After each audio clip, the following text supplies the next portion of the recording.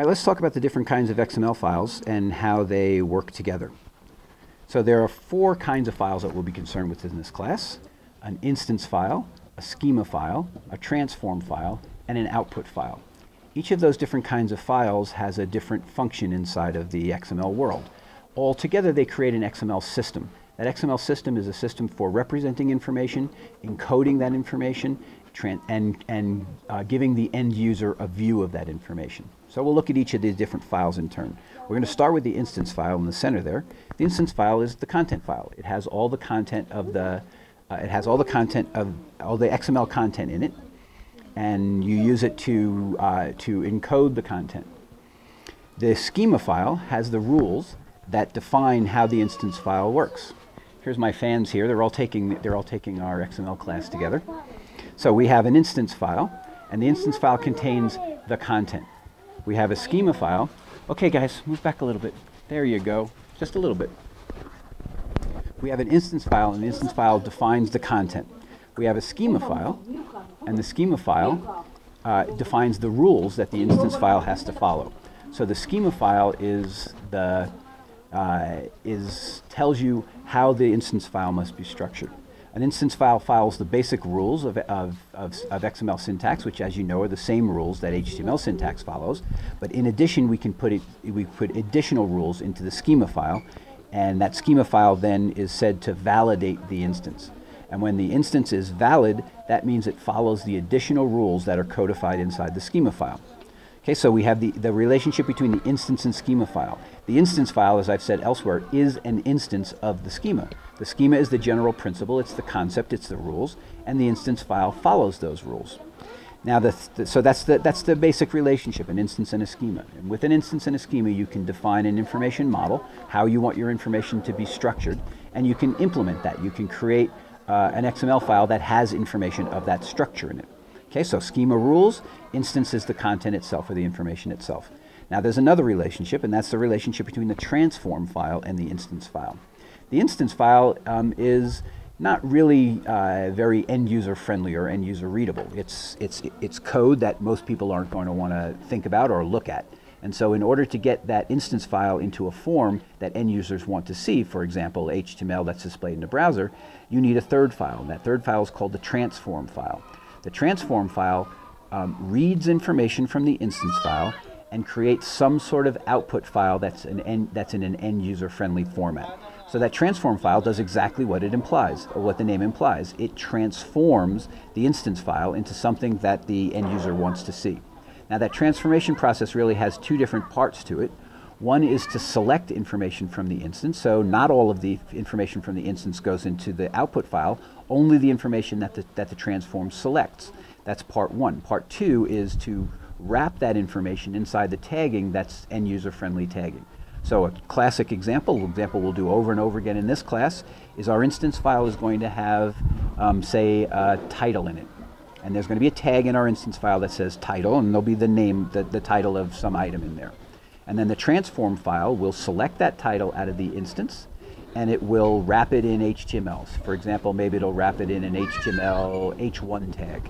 And then it will create that output file. It'll create a .html file that has the instance information plus the formatting information of HTML to create an output file that is end-user friendly. So one instance has your entire info base, all of the information that you want to collect and distribute. The transform file selects from that and creates just the right amount to create one output file. So for one instance, I would only have one schema, generally speaking, one set of rules that defines what's in there. But I could have multiple transforms for different views of that instance that are useful in different situations to end users. Then the output file in this class is almost always going to be HTML. It's always going to be browser viewable, but there's really no restriction that it has to be HTML. It can be any number of formats. The point is that the output file is derived from the instance using the transform and provides a particular view of the information that's in the instance that's a user-friendly view. Okay, in summary, the instance file has the information in it. The schema file has the rules that describes the structure of the information that's in the instance. The transform file has a set of commands that select and format information inside of the instance. And the output file is something that's created by the transform to display information for end users. Okay, one more thing to talk about here, and that's the general way that XML works on a web server. This is not something that you'll need to really work with inside of this class, but I want to explain it to you anyway. There's a web server, and the web server delivers web pages, right? And the usual web, or the simplest way that a web server can deliver web pages is by fetching an HTML file, sending it through the internet to the browser displays it, right? That's the standard starting place. When we have XML involved, we're going to have a slightly more complex situation. The server, instead of just fetching a flat HTML file and sending it down the internet to the browser, instead the server is going to run a program, generally called a script file. That script file could be an ASP, JSP, could be a PHP script file. There's all sorts of ways of doing programming on the web.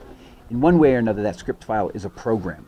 And the program can do much more than the web server can do without the program. In fact, it's a program. It can really do anything that you want it to do, any kind of algorithmic operation that any computer program can do. In this case, what we want it to do is the process that we talked about earlier.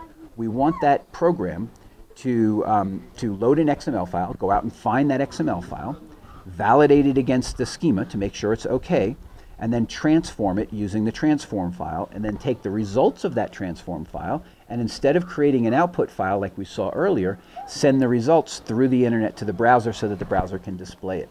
This is a way of dynamically creating HTML pages using an XML system.